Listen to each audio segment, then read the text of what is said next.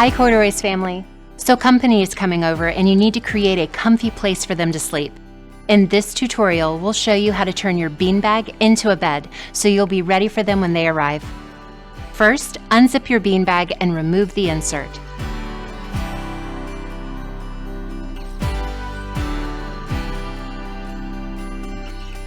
Set the cover aside for now.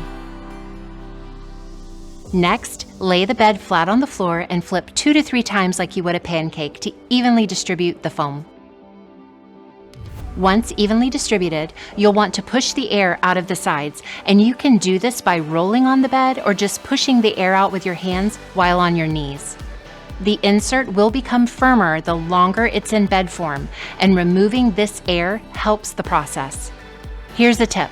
Once you've followed all of these steps, you won't want to move the bed around or fluff it up.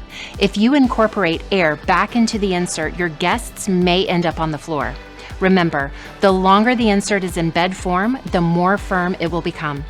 As always, if you have any questions or concerns, please don't hesitate to reach out to our team.